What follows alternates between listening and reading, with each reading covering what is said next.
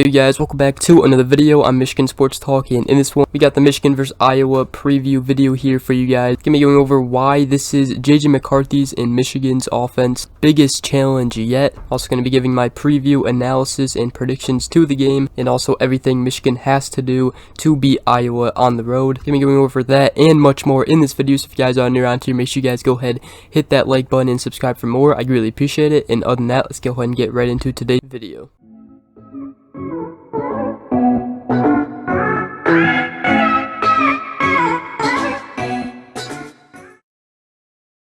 Alright, so I'm going to go ahead and give my preview analysis to the game, and then we'll go ahead and dive into the big keys to the game, what Michigan has to do to win this one. But heading into this one, Iowa 3-1, Michigan is 4-0, ranked 4th in the nation. The spread right now is -11, going in Michigan's favor. Michigan has a 76.8% chance to win this one, according to the matchup predictor on ESPN. Now, Michigan going on the road to Kinnick Stadium.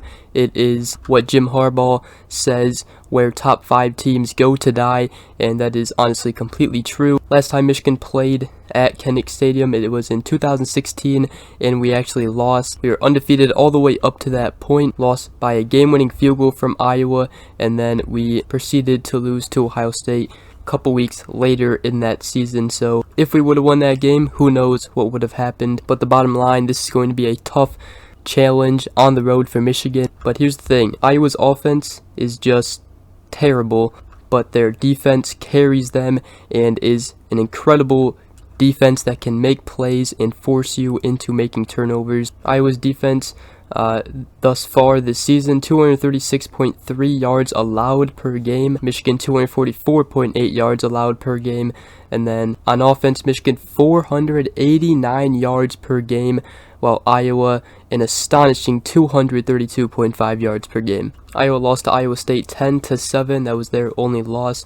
In that game, they had 150 yards on offense. They had 3 turnovers on offense. However, their defense had 3 turnovers as well, 2 interceptions and 1 fumble loss. Iowa's obviously struggled with South Dakota State, winning that one 7-3. That was a very ugly game to watch. However, they got the job done. They looked better against Nevada, won at 27-0. Their defense had 1 turnover in that one. But here's one of the most key things to this one. Iowa has 6 turnovers in 2 games, forced turnovers from their defense. So Iowa's defense has 6 takeaways in just 2 games. They beat Rutgers 27-10. Their defense outscored Rutgers' offense 14-10, as they had a pick 6, a scoop and score, and they also had 1 more interception in that one. Rutgers had a total of 361 total yards compared to Iowa's 277 total yards, but they just turned the ball over way too much. They had 300 passing yards, Rutgers did, which may seem like a lot, and it is, especially up against Iowa's great defense. However, Iowa plays defense and they force you into traps. They make you turn the ball over, and that's exactly what Michigan cannot do. Iowa's offense only had 3 points in the first half, and their total offense scored 13 points in this game against Rutgers. When you add that up, Iowa, without their defensive scores, they would have only beat Rutgers 13-10.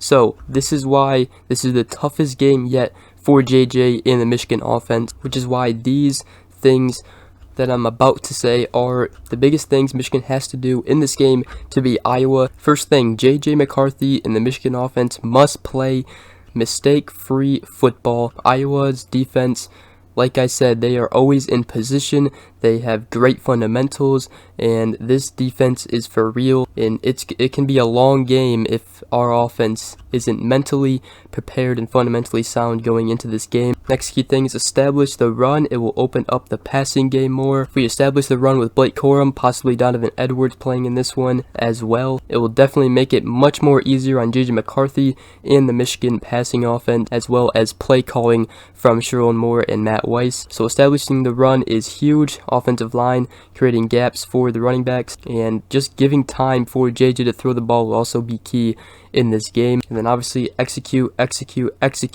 take what the defense gives you. I liked what I saw with JJ McCarthy against Maryland. He obviously missed a couple deep balls in that game, which going back to it, he also had was inches away from throwing a pick late in the fourth quarter. Also had 2 fumbles. Luckily, we recovered them.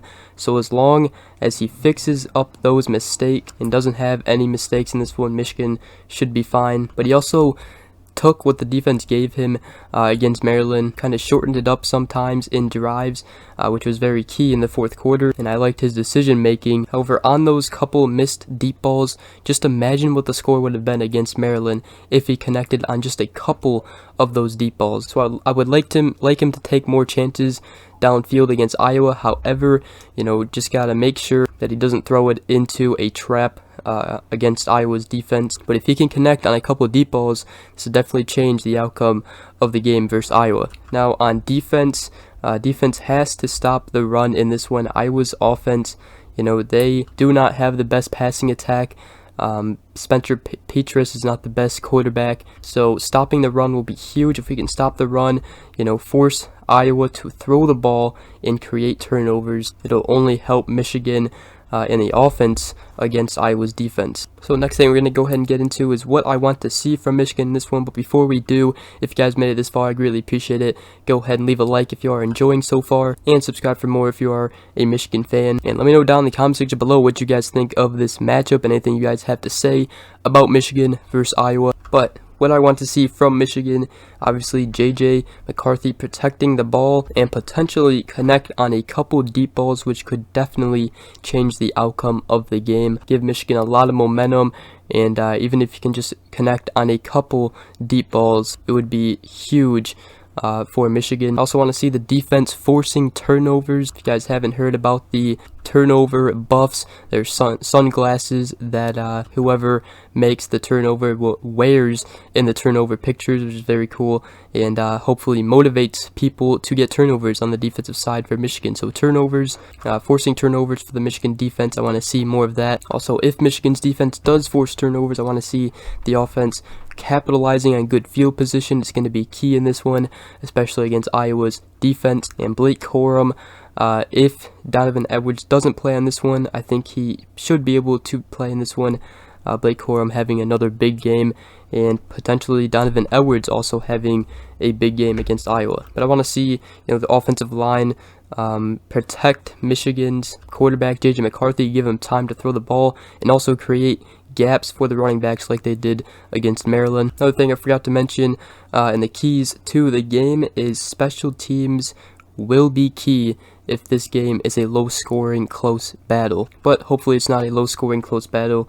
It'll probably be more low-scoring than high-scoring, which is why I have Michigan winning this one 24-3. That is my prediction.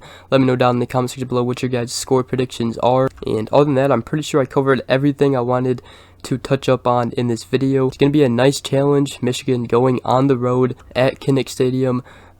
Should be a tough environment, and it should be a very, very tough challenge for JJ McCarthy in this Michigan offense going up against Iowa's defense. But at the end of the day, as long as Michigan doesn't play terrible and they don't turn the ball over and make many mistakes, we should come out of Kinnick Stadium and Iowa with a W. So that being said, it's going to pretty much wrap up today's video. Hope you guys did enjoy. If you did, please drop a like, subscribe for more.